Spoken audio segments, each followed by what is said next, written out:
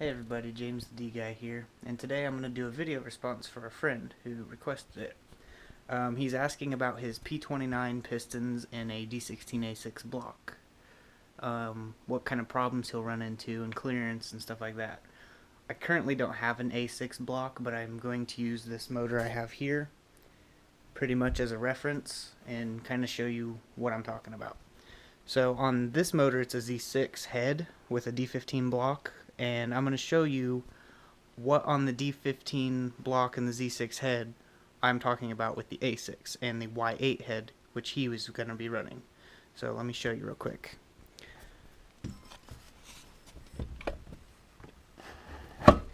Okay, on the D16 Z6 head, you can see this is a full circle here, and that allows for lower compression. On the Y8, it will be about here and here. Will be half the size, so they call it the quench zone. That will bump the compression up higher.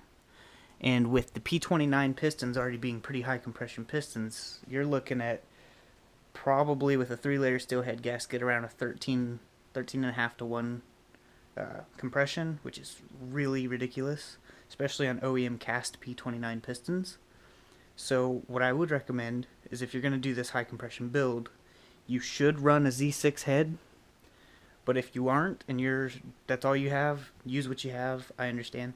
Use a 5-layer steel head gasket for a turbocharged car, a D series motor. You can use the 3-layer steel. I actually personally have used the 3-layer steel with P29 pistons. I yielded a very high compression, and I had to pull ignition timing to keep it from detonating with 91 octane.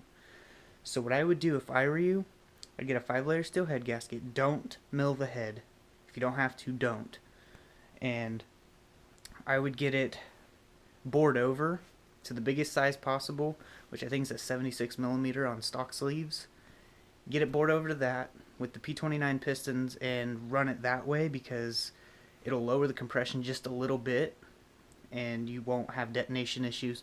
There is no clearance issues really. Like, you won't have much of an issue with that unless you go cam.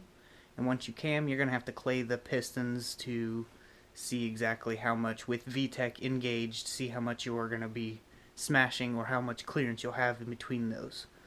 So that might be the only place you're running into an issue, but a 5-layer steel head gasket will bump that just thousandths of an inch up, not very much at all, but enough to clear the pistons fine. I ran P29s without an issue at all. But I also got rid of the motor after about 5 months because I wanted to do a different setup. So I hope that helps and lets you know. So if you have any other videos or requests or anything, just let me know. And make sure to choose a machine shop that's really good with their work, because I've had machine shops, their work looked decent, but they weren't very good. Like, the measures and clearances were off by a little bit. Anyways, long story short, I'm going to show you my machine shop's work. This has been sitting for about, I don't know, 3 or 4 months.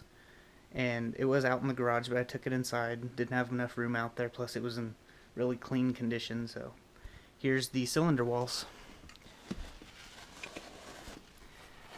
I don't know how good you can see that with the GoPro here, but these cylinder walls are in excellent condition.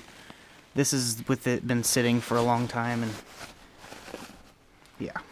So make sure you get your machine work done right the first time, because I've had machine work done like this before and it not be good, but this is all measured out and check the clearance, everything's good.